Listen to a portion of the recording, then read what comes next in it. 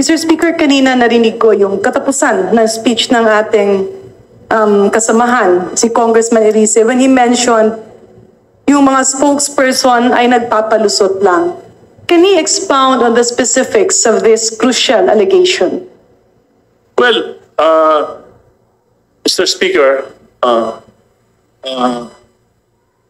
distinguished colleague, kita naman natin yung mga sagot ni spokesperson De Castro.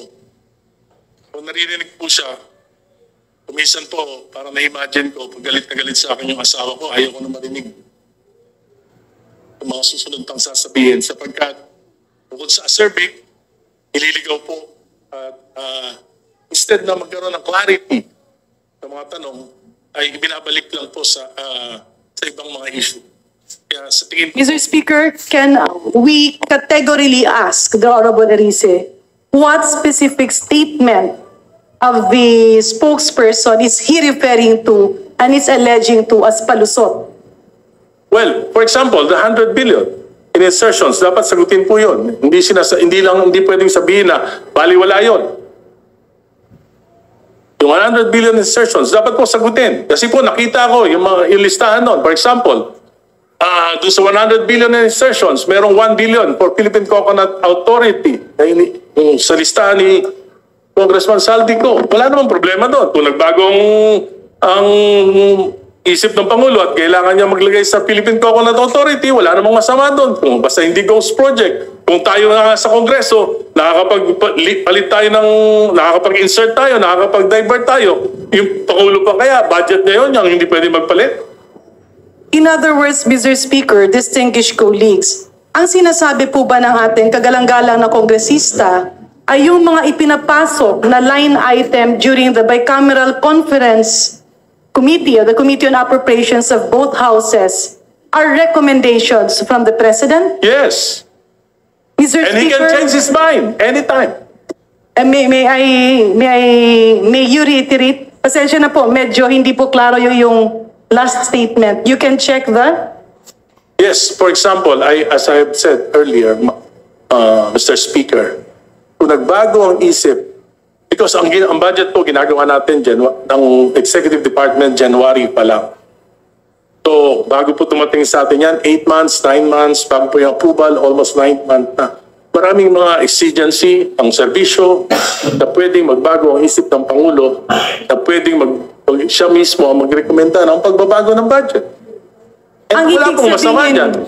At for example nga, binibigyan ko lang kayo ng specific example, at madaling malaman yan kung Pangulo nga o hindi ang nagpabago niyan. Patawag lang natin yung administrator ng Philippine Coconut Authority, tanong natin saan galing yung 1 billion na insertion. Hindi po ba natin ang katotohanan. Hindi po ba nararapat, Mr. Speaker, distinguished colleagues, nang dapat nating tanungin ay ang miyembro ng Bicameral Conference Committee dahil ito naman ang naging proponent doon sa mga alleged insertions. Ang sa akin lang, Mr. Speaker, distinguished colleagues, is orient me, my distinguished colleague, Honorable Erice, paano po ba ang nagiging sistema ng budget process? Kasi sa pagkakaintindi ko, ang budget call starts during the month of March, where all cabinets present, defend their budget. It reaches the cabinet sometime in April, and after that, it goes through the series of vetting, after which it is transmitted to the House, both houses, Congress and Senate, for deliberation after the State of the Nation address. Pagkatapos po doon ay nagiging GAB, nagiging GAA, pero doon po merong prosesong first reading, second reading, third reading, bicameral conference committee meetings, at nagkakaroon na nga ng pinal na bersyon kung saan pinipirmahan ito ng Presidente bilang pagsang-ayon doon sa ginawa na ng both houses after deliberation. Tanong, Mr. Speaker, nagbago po ba ang prosesong ito? At kailan po ito nagbago? Noong 19 Congress po, Mr. Speaker, nagbago po dahil napaka-super majority ang ating Kongreso. Alin po at ang napakamalakas specific... po. Nung nakaraan po, wala po ako, nandun po kayo. Nung nakaraang 19 Congress, naroon po, Mr. Speaker, si Congresswoman Garin. Ako po, wala nung 19 Congress. Pero alam po natin na napakalakas po ng Committee on Appropriations Chairman noon na si Congressman Saldico. Palagay ko po, hindi ganon, hindi mangyayari ito sa ating national budget. So ang naging problema, Mr. Speaker, ay ang naging kinatawan or head ng Committee on Appropriations, pero hindi na bago ang proseso ng pag-approve ng budget. Is that what I'm getting? Well, may mga pagbabago po dahil... Alin po ang specific na pagbabago, Mr. Speaker, For example sa po, budget yung- process? Sa aking pagkakalam, yung small committee, hindi na po nalalaman ng mga miyembro ng kinatawan, yung mismong inaaprubahan at pinapasa sa Senado. So dito sa mga pagbabago, Meron pa po. sa dito sa Bukod po doon, pagbabago, Honorable Erice, nakasaad ba dito na yung presidente ay nagbibigay ng proposal during the Bicameral Conference Committee meeting? Hindi po natin alam yan. Sila lang po nakakaalam. And this is precisely my kaya nga po point. nagtatago na sila lahat. This is Lahat sila, wala precisely na rin my alam. point, Mr. Speaker, distinguished colleagues. Managot ang dapat managot. Kung That's- sino man ang lumait at nanggulo ng proseso ay dapat managot. But we can't muddle the issue by finger pointing and saying na ito si Juan, ito si Maria, ito si ganito ang nagpasok. Mas lalong nagiging magulo ang sistema. Ang katotohanan, Mr. Speaker, with due respect, Honorable Arice, merong proseso, merong sistema. Nagkataon lang na malamang may umabuso.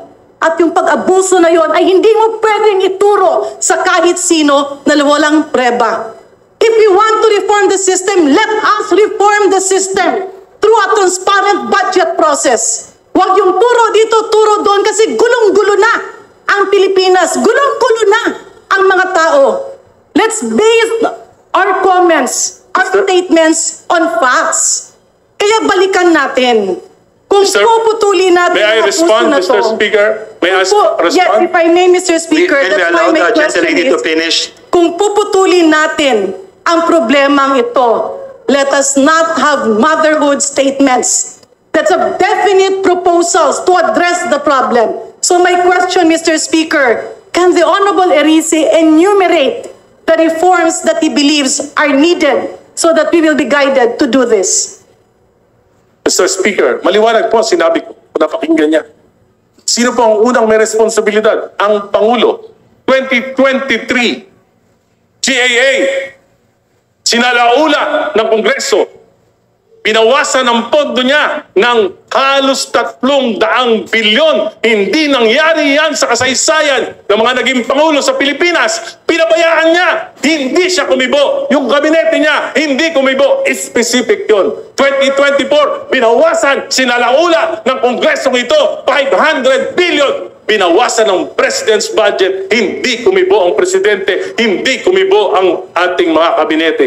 2025, 473 billion, pati yung mga pondo para sa mga flagship projects ng Pangulo inalis. Kaya na-delay na lahat ng mga proyekto. Hindi pa rin kumibo ang Pangulo. Hindi pa rin kumibo ang kabinete. Number one na may problema, command responsibility ang ating Pangulo. Very specific yan.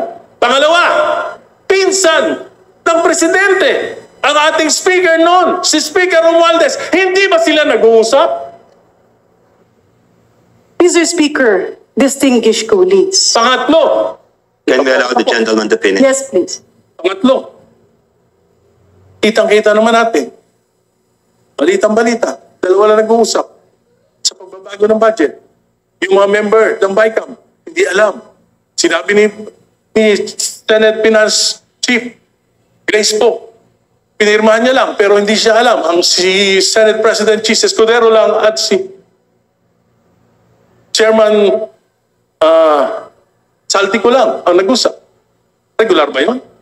Hindi po regular yun. Maliwanag po yung mga sinasabi ko. Specific.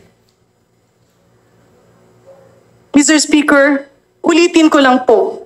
Ang reformang narinig ko sa ating kagalang-galang na kulig ay hindi sang-ayon dun sa aking ekspektasyon, if I may, pasensya na po.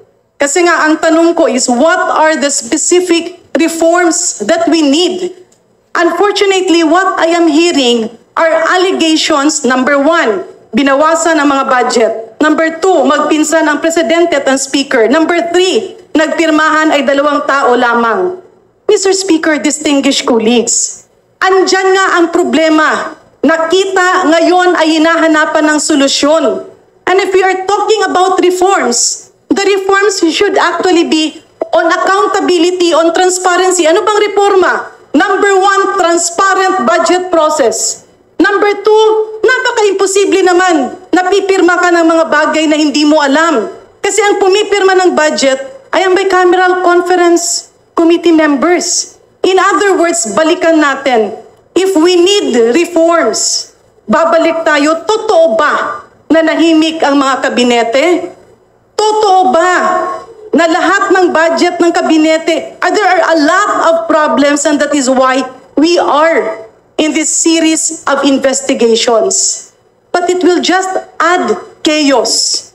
If we will take advantage of the situation and instead of demanding for genuine reforms, we twist the situation and talk about politics. In other words, Mr. Speaker, distinguished colleagues, tama naman. Natuldukan ito, hanapan ng solusyon, and push for genuine reforms. Pero kung ang naging mali ay merong bumaluktot sa mga bagay na hindi dapat baluktutin, yun ang dapat managot.